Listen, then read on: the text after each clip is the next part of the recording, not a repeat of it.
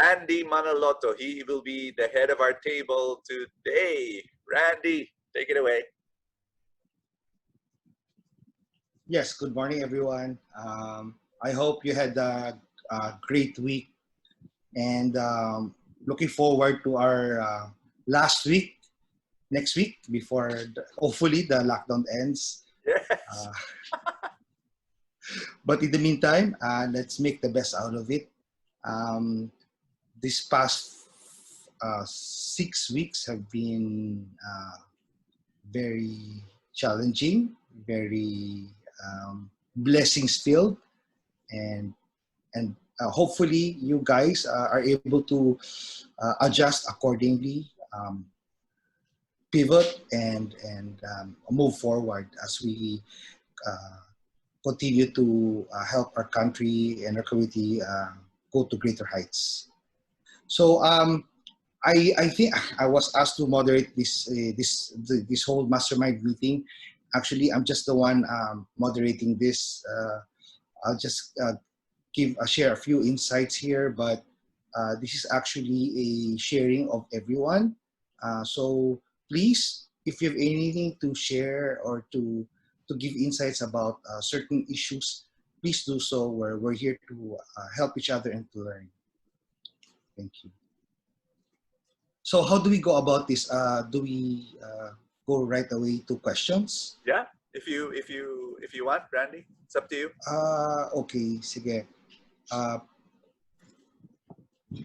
All right.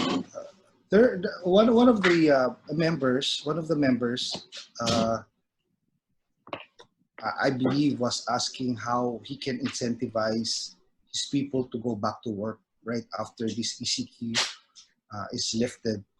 Uh, uh, like anywhere around the world, maraming takot pumalik sa work.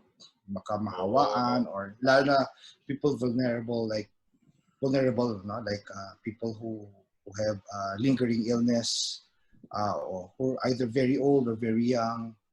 So they're asking kung what should be the incentive or what should be the course of action going forward to handle these kinds of people or employees. So in our case, it is actually we are not forcing everyone to go back to work when this is lifted. Once you go back to work, report to the office. Depends also on the nature of the job. But if they can work from home, we would rather do so. I will be working from home most of the time too. Um, the blessings of internet and the blessings of Viber and text and emails have actually been very, very important in the way we run our businesses already. So, but for those people who need to have their physical bodies in manufacturing plants or in operational issues, then I think we have to respect our employees' concerns about their situation, about their health, about where they're coming from. We don't know if they're in a hotspot area for COVID, so that's also one concern. So they're asking if we give hazard pay. Again, depends on the business. If for us in our hotel business and our current guests now are quarantined seafarers, although they're already quarantined abroad by 2 weeks and are just complying with the additional 2 weeks required by the Philippine government to be quarantined here, we think it's still considered a risk for our hotel employees in a way. So That's right. we decided to offer them incentive hazard pay for that. Wow. Plus, of course, for those people who don't have any health insurance, probably it's the best time now to consider for your employees health insurance. We don't know how much PhilHealth can cover sickness of COVID in the future. For now, it is covered, but there are certain amounts and degree of sickness and timelines So if you get sick by this certain date, I'm not sure if you're going to be covered anymore. Just to be on the safe side, maybe have basic insurance covered for your people. Um, I Randy, guess, yeah, go Ken, ahead. what's the any idea of the hazard pay? What Um, figures or percentages are we for talking about? healthcare, I know it's additional 25% of basic. So you can play around with the numbers from 25% upwards. Wow. Okay. I don't know if Clement is here. Clement, are you here? Um, if he's not here anyway, he'll be listening to it's recorded and people can watch it again. For the food and for the food industry, like the restaurants, again, the cooks, the chefs, um, we're still waiting for protocol, but I think there's already testing being made. The first batch were actually the seafarers, but hopefully it will be open to everyone. And we would encourage our employees to, and the employers will pay for that, for the testing of everyone, the employees, so that they have this peace of mind that when they get back to work, at least in terms of sanitation, in terms of our employees being ready to perform their tasks without the uh, challenges of fear, then that would be encouraged. But we're still waiting for the medical protocol because when we asked that last week, we were told that the other people should be given priority, such as the frontliners and the seafarers. So if this mass testing becomes already mass-based talaga, then we will encourage everyone to take it. Maybe anybody can share?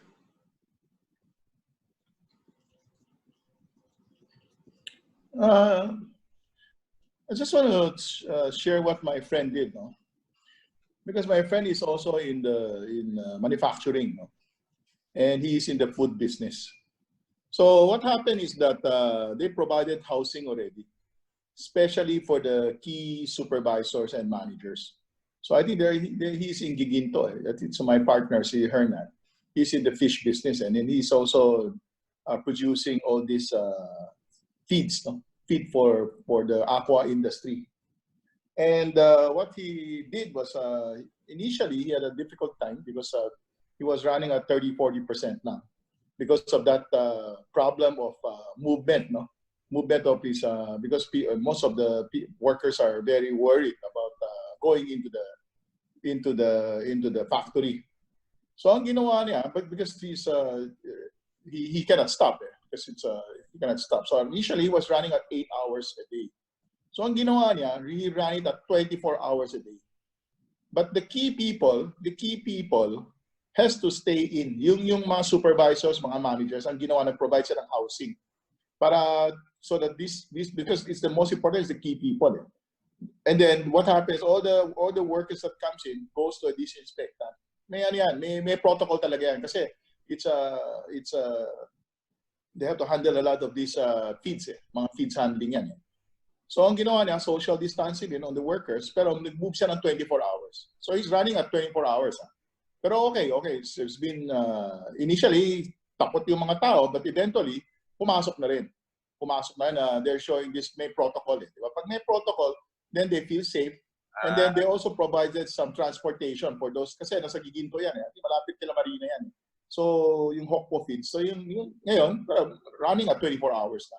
No, he's running at 24 hours. So for Clement, if he's listening, I think that's what depending on, if he has a demand, kung may demand yan, no choice yan.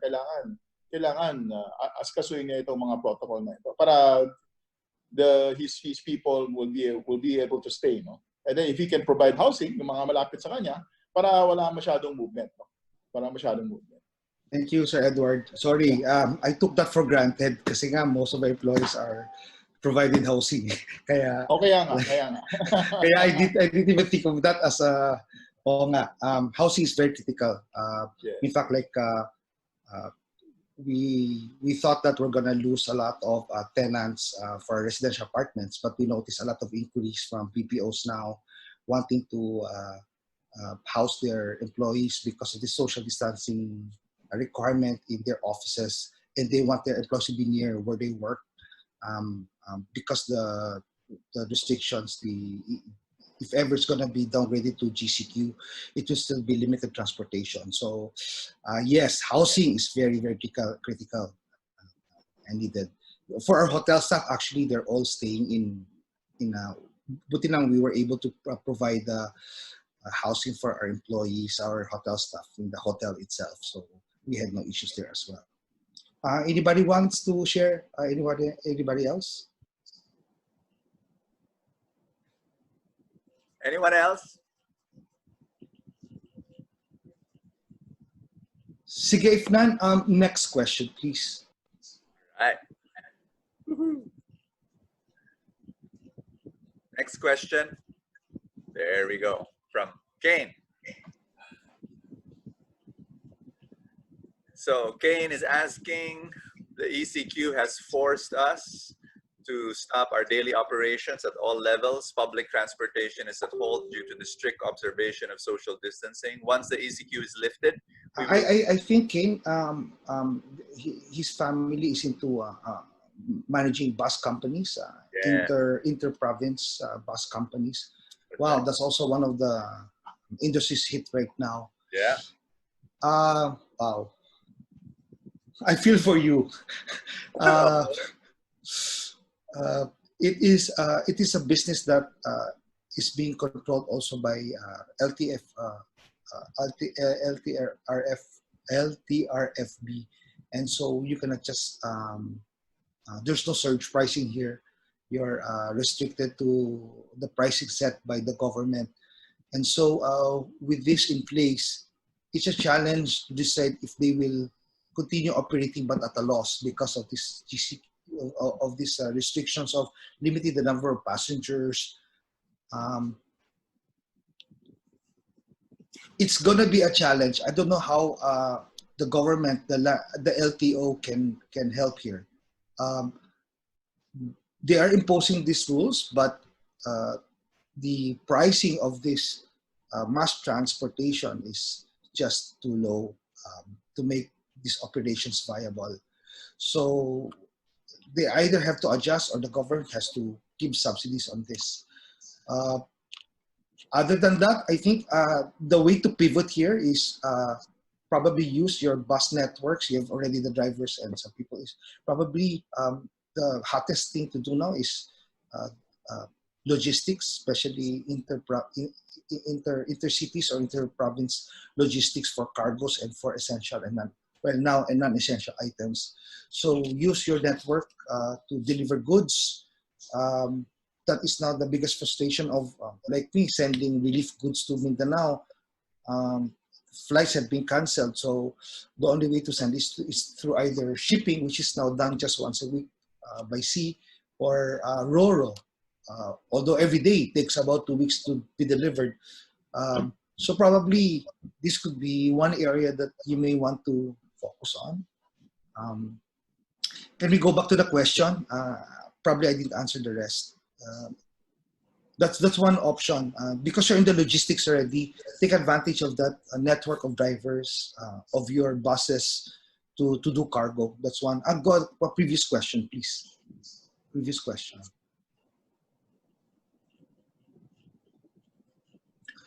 Santi was asking if it can be rented. Because diba?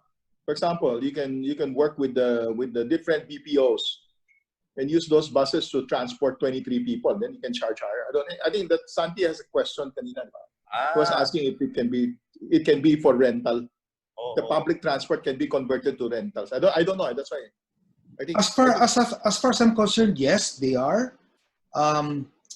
They can. I know of bus companies doing these routes, and then on the side they do private tours. Okay. So pwede yun. Or it can be hired to deliver stuff. Kunwari, vegetables from the farm to the market or to the consumer. Yes. So in other words, you have the network and the logistics expertise. Unfortunately, this passenger side of it, um, like airlines are challenged right now because of the situation. But currently, other airlines are using it for their cargo purposes, especially transporting their goods. So maybe the buses can do the same. And then you can also convert your public transportation to private, or what other private companies are doing, the transporting their employees, or doing a point-to-point private transaction. Yeah. Let's say like what Ayala is doing with the malls, from their malls to their subdivisions, and then the P2P probably do that as well, but specifically to your place of destinations. So, but more on a more private basis, probably that can help in adding revenues, while these restrictions on physical distancing is um, highly is restricted, and may not be practical for the normal public. We're using the normal pricing. Anybody else can share about the any answers or any insights to the issues of bus transportation companies or public mass trans situation on physical distancing?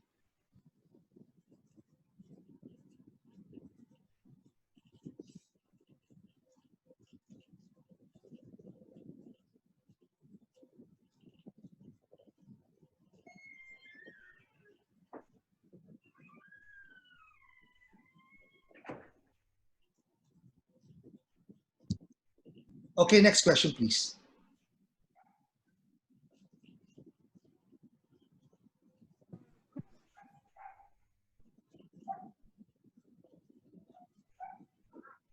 What is the state of real estate?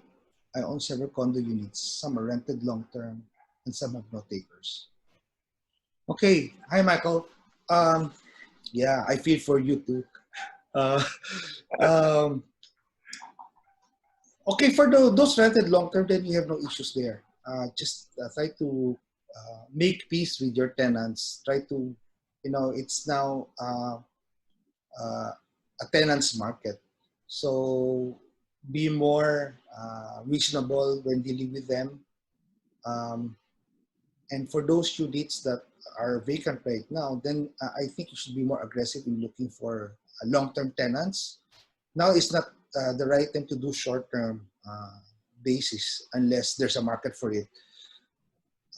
But when you do long-term search for tenants, the best way is to search and market online. And at the same time, it's best to scan your market, your target market. So you should be aware of your pricing. You should be aware of what you can offer that makes you different, and the terms, so that your prospective tenant can easily see you and close the deal with you. So you just have to be a little bit more aggressive nowadays, because it's a tenant's market more than a landlord's market. But there's always, for us, for example, we thought that we'll be losing residential tenants, but we found that there's an additional niche, which is the BPO, and likely this would be our next target market. Right now, we have BPO as our target market, but just the individual employees, we deal with them on a one-on-one basis. But because of the need right now, because of the situation, uh, we're now talking to one BPO for like 20 units, something like that. So we will be, it's a pivot for us, even for a hotel, because the hotel will be challenged in the next 3 months to 1 year. And so the only way for us to ensure that there's continuous revenue to be generated by these units is to cater to the long-term market, and BPO leasing is one of them.